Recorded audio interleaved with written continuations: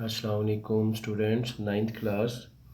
बेटा exercise 6.1 question number 8 देखें। तो find the percentage of the area of sector subtending an angle pi over 8 radians. हमें एक sector दिया हुआ है। सेक्टर का जो एंगल है ना, वो सेक्टर आपको पता है सेक्टर क्या होता है। इस तरह का, यानी कि जैसे ये सर्कल है ना, इस सर्कल के अंदर अगर हम देखें तो ये इसका सेंटर पॉइंट है। इस सेंटर पॉइंट से किसी भी पॉइंट तक जो कि सर्कमफेरेंस के ऊपर पॉइंट हो, इसको हम रेडियस कहते हैं। ठीक है, इसी तरह से एक ये रेडियस है, इसी तरह एक और ये रेडियस है। अब आप ये देखें, ये दोनों रेडियाई और इनके दरमियान ये वाली आर्क है। ये तीनों चीज़ें जो है जिस एरिया को कवर कर रही हैं, ये जिसको मैं शेड कर रहा हूँ, इसको कहते हैं सेक्टर।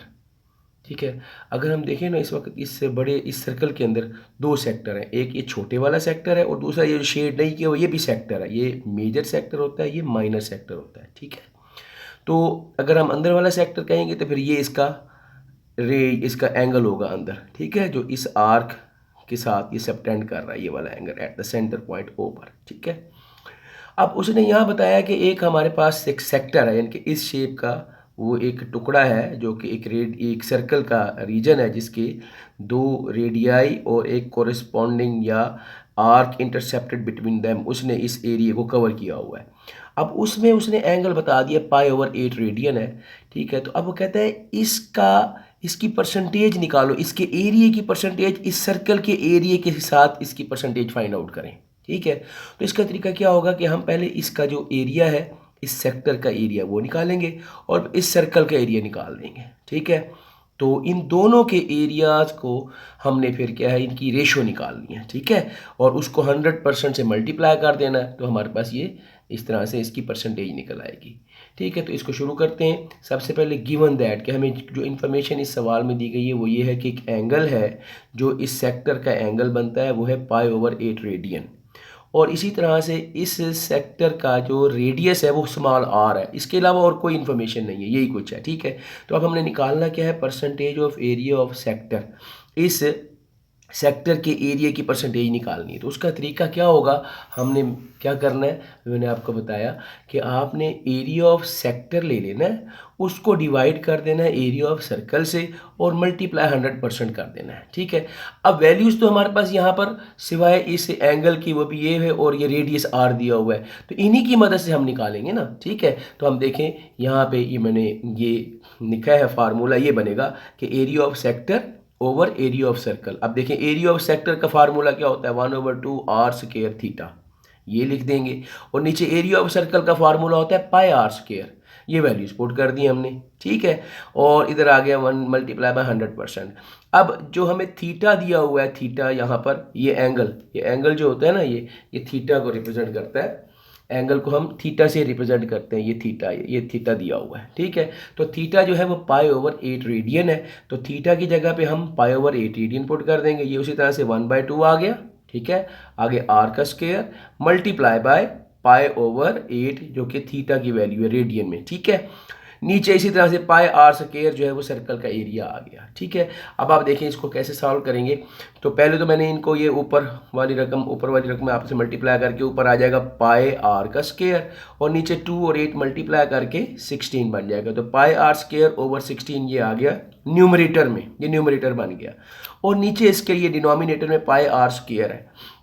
अब जब हम इसको सॉल्व करना चाह रहे होते हैं ना, तो इस तरह की फ्रैक्शन को सॉल्व यूँ करते हैं कि नीचे वाली रकम को उठा के ऊपर ले जाते हैं। ये डिवाइड कर रही है, ऊपर जाके मल्टीप्लाई भी करेगी और ये रेसिप्रोकल भी हो जाएगी। तो ये इस तरह लिखी जाएगी कि ये pi R square over 16 as it is यहाँ आ जाएगा।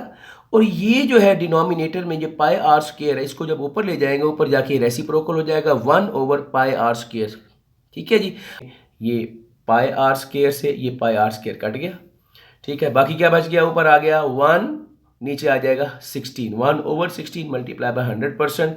तो 1 को 100 से मल्टीप्लाई करके 100 को फिर 16 से डिवाइड करें तो आपके पास आंसर आ जाएगा 6.25%। लिहाजा इसमें जो परसेंटेज आएगी उस सेक्टर के एरिया की सर्कल के साथ, वो परसेंटेज बनाएगा उसकी 6.25%। ये हमारा आंसर है। हाँ जी, अब आ जाए जी क्वेश्चन नंबर 9 पे। क्वेश्चन 9 में कहता है circular sector of radius a R is equal to 12 centimetre and has angle of 150 degree. तो एक सेक्टर है जिसका रेडियस ये है और उसके एंगल जो है वो 150 डिग्री, ये यहाँ पे डायग्राम भी उसकी बनी हुई है, ठीक है। ये तो कहते this sector is cut out and then bend to form a cone. इसको काट कर इसको बेंड करके एक कोन बना दी जाती है, सर्कुलर कोन, ठीक है। तो what is the slant height and the radius of the base of this cone, अब बताना है हमने। अब देखिए इस सवाल में मैं आपको ये समझा दूं कि इसमें हमने क्या करना है। जी बेटा, ये देखें, ये वो सेक्टर है। इस सेक्टर को जब हम फोल्ड करेंगे ना तो इस तरह से ये एक कोन बन जाएगी, ठीक है। ये जो आपको नज़र आ रही है ये वाली आर्क लेंथ, ये एक्चुअली इस कोन की बेस का सरकमफेरेंस बन जाएगा, ठीक है। इस कोन की बेस का ये सरकमफेरेंस बन जाएगा ये। और ये जो है ये जो 12 सेंटीमीटर जो इसका रेडियस था, इस कोन का, इस सेक्टर का ओरिजिनल रेडियस, ये इसकी स्लैंट हाइट बन जाती है बेटा।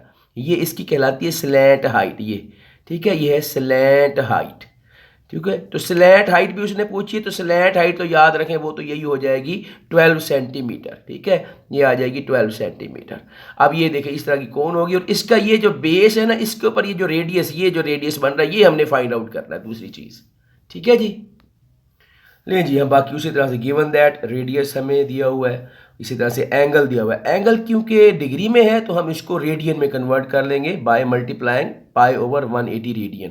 तो ये हमारे पास 5 पाई ओवर 6 रेडियन निकल आएगा। अब पहले हमने स्लैंट हाइट, तो स्लैंट हाइट मैंने अभी आपको बताया है कि स्लैंट हाइट ये वाली होती है और ये उसके ओरिजिनल जो हमारे पास सेक्टर था उसके रेडियस के बराबर होती है, ठीक है। तो लिहाजा हम यहाँ पे लिख देते हैं कि slant height of the base of the cone जो निकालनी है, तो slant height will be equal to the original radius of the sector. So slant height तो 12 सेंटीमीटर आ गई। अब रह गया रेडियस ऑफ द बेस, ठीक है जी। अब हमने रेडियस ऑफ द बेस के लिए क्या करना है जी, उसके लिए ये देखें जी, radius of the base of the cone के लिए सिंस एक हमें हिंट उसने बताया हुआ था, वो यही भी आपको बताया कि आर्क लेंथ जो है सेक्टर की, उस सेक्टर की जो आर्क लेंथ है वो सरकमफेरेंस ऑफ द कोन है, ठीक है। तो हम आर्क लेंथ पहले फाइंड आउट कर लेंगे। आर्क लेंथ का फार्मूला होता है L is equal to R theta. तो आर की जो है हमारे पास 12 है मेजरमेंट और थीटा जो रेडियन में लिया है वो 5 पाई ओवर 6 है। ये इसको जब सॉल्व करेंगे तो ये हमारे पास 10 पाई आ जाएगा, 10 पाई सेंटीमीटर, ठीक है जी। अब हमने क्या करना है, हमारे पास फार्मूला है सरकमफेरेंस ऑफ द कोन का, क्योंकि वो सर्कुलर फॉर्म में है तो सरकमफेरेंस का फार्मूला होता है 2 पाई आर, ठीक है।